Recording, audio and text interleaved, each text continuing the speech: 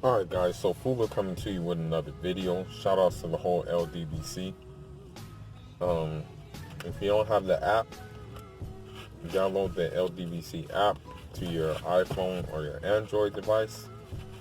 And while you're at it, go ahead and sign up to the Lions Den boxing community. Now, I was going to wait until the welterweight smoke clears a little bit to give my thoughts about the Showtime Sean Porter and the Errol Spence fight that we witnessed this past weekend. Okay? Now, let's talk about the fight. This fight itself was a fight of epic proportions. The fight itself was a dog fight. The fight itself was not a pretty fight, okay? The fight itself was a test of fortitude from both Errol Spence and from Sean Porter. Now, Errol Spence passed that test. And my opinions of why he passed that test have to do with the clean punching. Errol Spence was actually landing some clean shots. Okay? They were crisp. When he landed, you knew he landed. Okay? You knew he landed his shots. I'm not taking anything away from Sean Porter because Sean Porter did land as well. But it wasn't enough to do what Errol's shots were doing to him. I mean, when Errol Spence landed, they were actually popping Sean Porter's head back. You know, when you look at the way Sean Porter landed his shots, which he was landing good shots, don't get it twisted. He was landing good shots. But the whole issue behind those shots was the simple fact that a lot of those shots were on the top of Errol's head. You know, and I don't think, honestly, that, I really don't think, honestly, that, like, in that fight, from what I saw, I have to rewatch the fight again. I really did not see Errol Spence, like, hurt, you know, visibly hurt from Sean Porter's punch. Now, one thing I will say is that Sean Porter did indeed back up Errol, you know, without a shadow of a doubt. But on the flip side of that, Earl made also some impressive adjustments. Like, you can tell that he was using some lateral movement. Okay. Um, it wasn't much lateral movement, but it was using lateral movement to combat Sean, moving side to side, using circular angles, right? Which is impressive because he was doing it on a dime, you know what I mean? And in doing that, he was countering Sean Porter. Now, Sean Porter, on the other hand, what I was impressed with him about was he definitely threw feints. You know, he threw some feints that kind of offsetted Earl's rhythm, you know. That's one thing he did good, you know, were those feints, you know. It didn't allow Earl to like really get settled in, you know.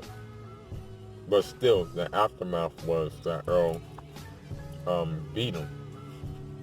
If you were to ask me, I would say the fight is 7-5 for Earl Spence, right?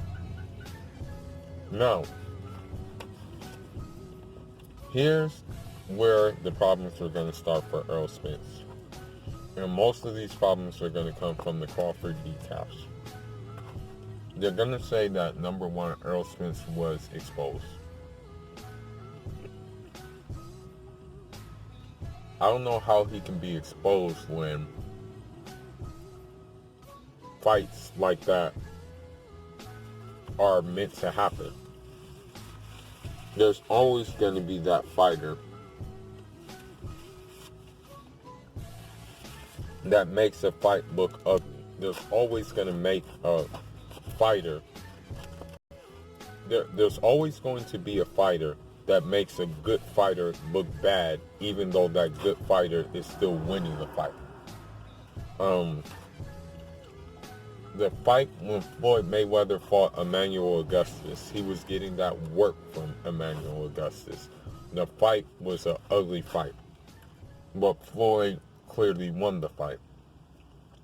And I think Floyd ended up stopping him. But it doesn't mean that Augustus wasn't giving Floyd that work. I mean, for most of that fight, actually,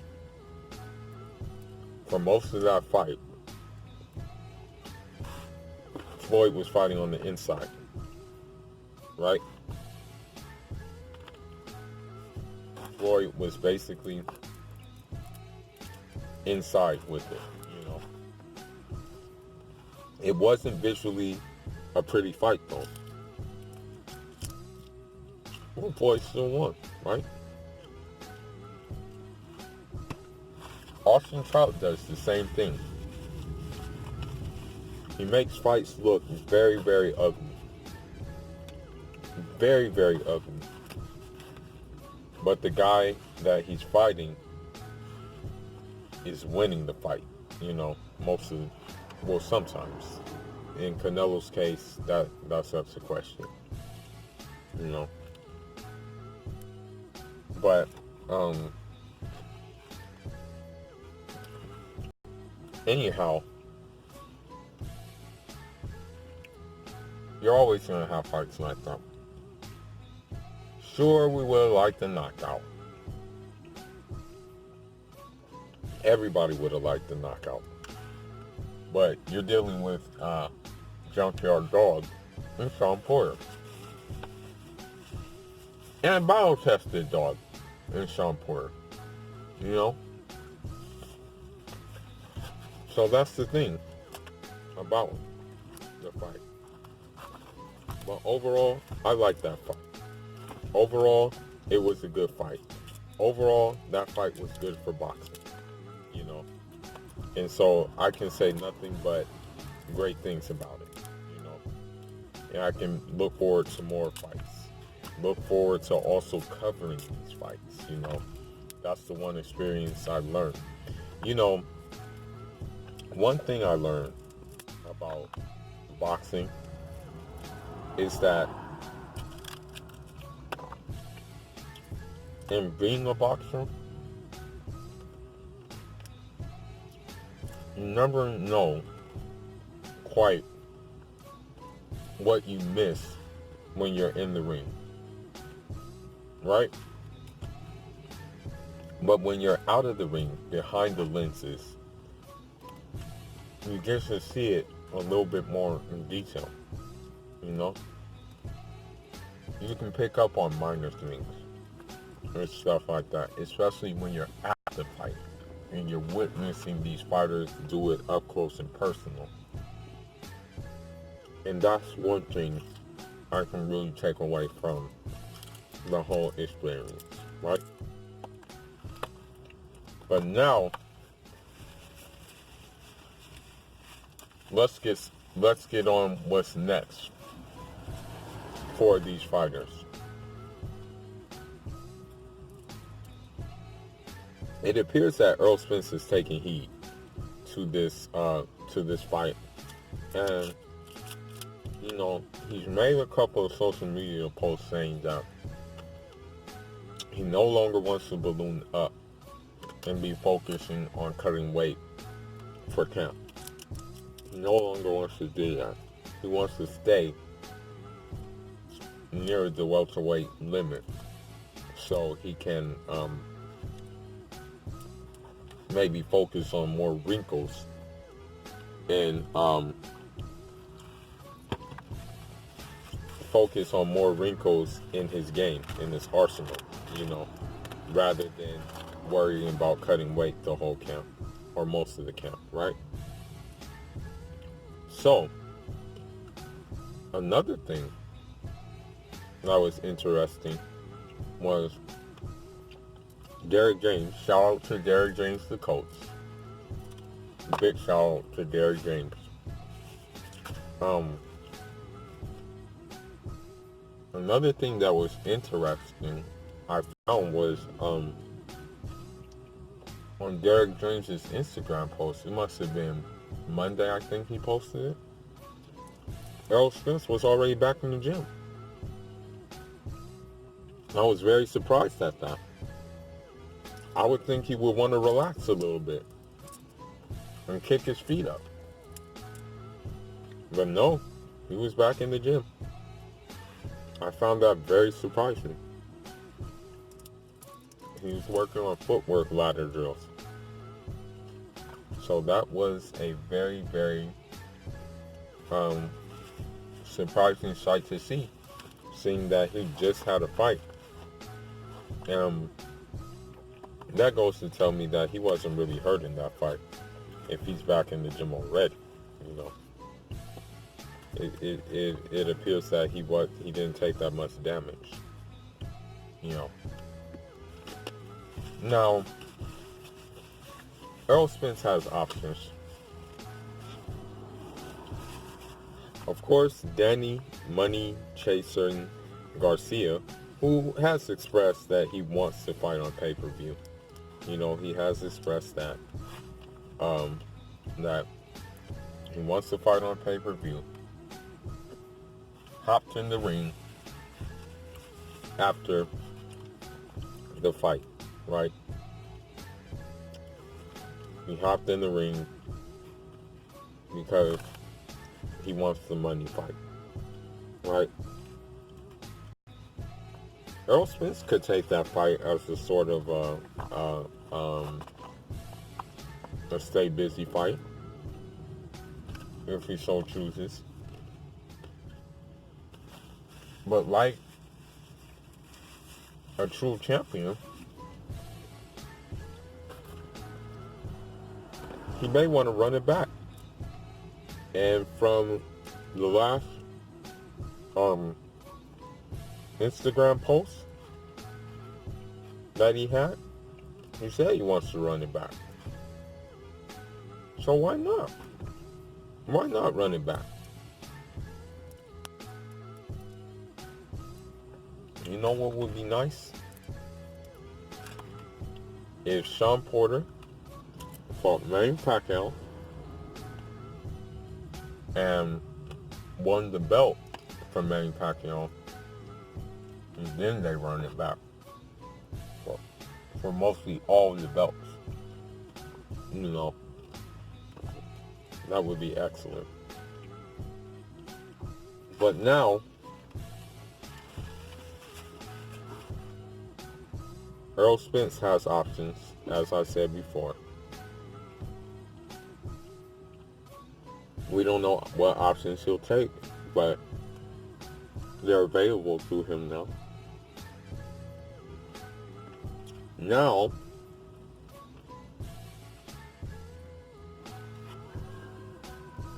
let's move on to another option that everybody wants to see.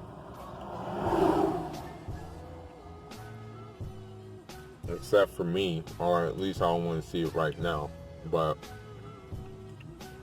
of course, Terrence Twitter finger Crawford was going to write about this fight. Okay? He put a emoji with a tongue and some kind of meat or something, insinuating that Errol Spence is food for him. But when you look at Terrence Crawford, as I said before, he's in a desperate situation. He's looking for a payout.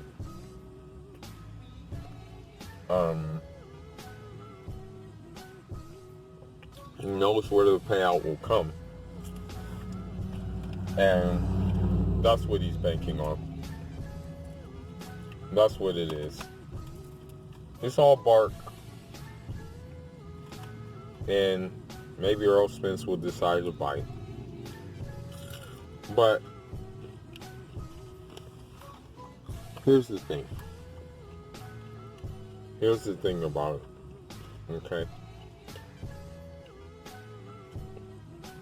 Here's the thing about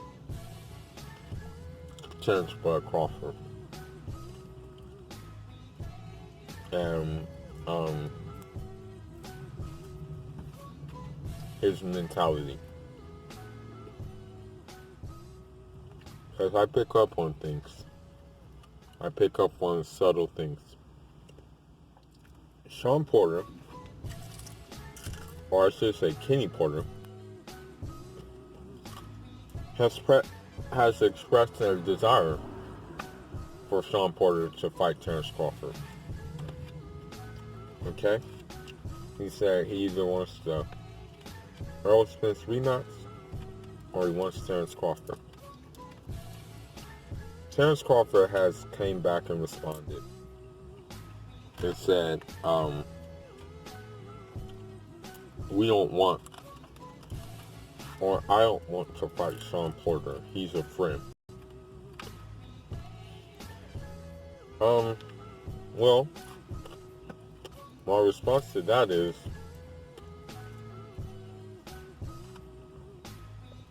it would be your best opponent to date if we did fight Sean Porter. Hell, if you fought Kell Brook, that would be your best opponent to date. But no, you're holding out for a damn Spence fight, like a kid with puppy dog eyes begging for a fight. You know, Spence will fight you, but he's not really like, I don't know. He's not really taking your bluff serious. That's just it. And I don't blame him. I really don't blame him for that. You know? I'm sorry to say it. And I know this sounds harsh, but yeah, he reminds me of a puppy dog. Just like dying to like basically have attention. You know? I mean, why not fight Sean Porter? You know? I think the fight, you want this fight because you know it's going to generate the most income for you. But honestly, I don't think there's a part of you that really, I mean, that's the thing. You never fought anybody on the caliber of like a Earl Spence. You never fought anybody on the caliber of like a Keith Thurman. You've never fought anybody on the caliber of a Danny Garcia. So I don't know why you think that Earl Spence will be fooled for you when we just saw him get battle tested and he passed through the flames of that battle. You know, so again, the usual stuff with Team Bud Crawford. You know, but as far as the rest of the welterweight division, there are good fights that can be made. What I would personally like to see is the rematch with Spence and Porter. I wouldn't mind to see that. I actually wouldn't mind seeing Danny Garcia fight Yordenis Ugas as like a eliminator bout, and the winner gets Spence. You know, or let's just say the winner would get the Spence and Porter winner. I'm just giving you some scenarios that I would like to see go down, but it remains to be seen. You know, I know I gave Bud Crawford too much attention, but you know, honestly, I'm not gonna even, like, from now on in my videos, I'm not going to really even include Bud Crawford in the welterweight division picture because of the simple fact that, I mean, it's just, look at who he's going to be fighting. Like, he's not, I mean, he's part of the division, but he's, like, not part of the division. You know, I mean, the thing is about it, like, can we really mention Bud Crawford's names when we talk about the welterweight division and who's like really moving and shaking in that division? We can't really talk about his name, you know. And so that's just what it is, you know, because look at who he's fighting next. I mean, the rumor has it he's fighting the Mean Machine guy next. So, I mean, can we really talk about him in the welterweight division if like he's fighting an unknown guy to the audience, and two guys just got done fighting a unification fight for some of the more prestigious belts in the division? You know, I don't know. I mean, that's it. It's up to you, but I don't think I'm gonna be like doing it that much. You know, I'm not gonna write him off. Don't get it twisted. I won't write him and just be like, eh. But I will not be like, how should I say it? I will not be quick to like announce him fighting like a unknown dude. You know what I mean? That's just how I look at it. You know? But anyhow, that's just my thoughts on this whole welterweight picture. You know, it's interesting. It's probably the most heated division now after that fight we had. You know, I would say that the divisions of prominence right now are welterweight, middleweight, and heavyweight, and to a smaller extent light heavyweight. You know, because you got guys in there who want to fight, basically. You know. And so, yeah, man, I'm just going to leave it at that. You guys leave your thoughts, leave your comments on the video. This is Fula signing out. Njada.